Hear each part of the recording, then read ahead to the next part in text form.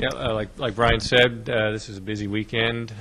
We have the home meet out there at the Fairbanks Memorial Cross Country Course.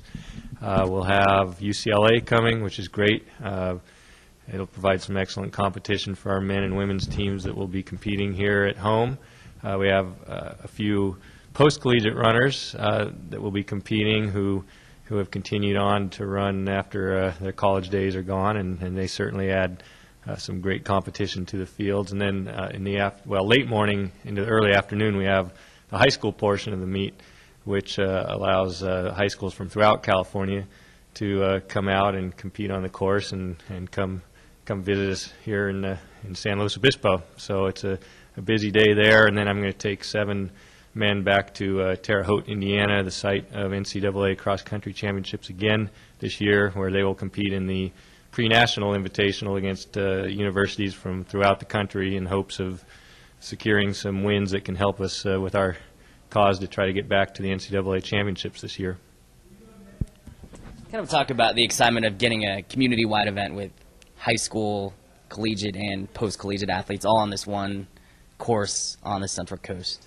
Yeah, you know, that's what cross country is unique in that it can bring everybody together at all levels, all ages, to get out there and all be competing and watching each other and cheering each other on, and really kind of sharing a communion and spirit out there as they run up and down the hills and around the turns. And certainly I think it is a neat event for the community, because the course out there is very amenable for spectators to watch the race. So you can have friends of the college student athletes out there watching them, and then you can have the parents of the college student athletes and the high school kids that are going to be out there competing. And so, you know, it will be a unique stage as far as having a cross-section of fans and family and friends, and some really good competition at various levels of the sport.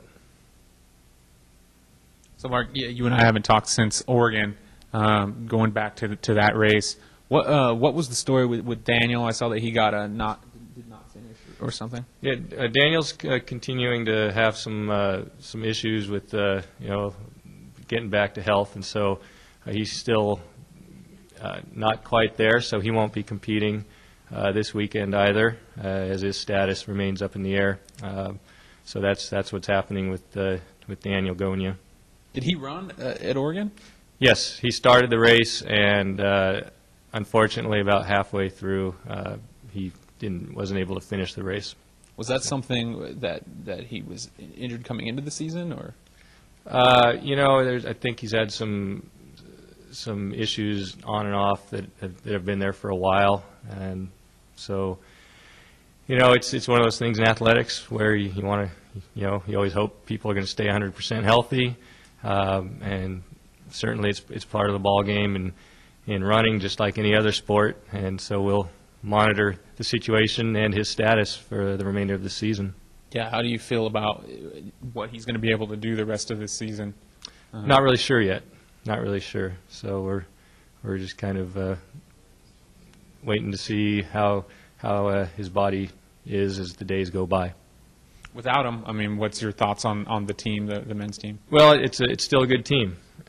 Certainly, it allows the team to keep in their minds that you know, they do have to work together. When you lose, you don't have somebody in the lineup of his caliber. But you know, we have 5 seniors out there, and this is it for them. And so they want it, and they want to try to win the conference, and they want to try to get to the NCAA championship. So, you know, it poses a test for them, and in the overall picture, isn't that what this is about? And so it's a lot of it's on them, and what they want to get done is still a solid group of competitors, and they're really looking forward to moving on and try to reach the goals they've set for themselves.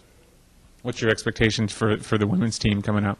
You know, the women's team has a great, almost like a good old-fashioned dual meet with UCLA on our home course, and I think it's going to be a great race. UCLA has some very solid young ladies on their team, and the way our women have improved, I think it's going to make for a very interesting race, and it's a race that I think our ladies team really needs before the conference, which is 2 weeks out from this Saturday, and so it'll be a perfect situation for them to get what they need out of our home meet. Uh-huh. All right. All right. Thanks, guys.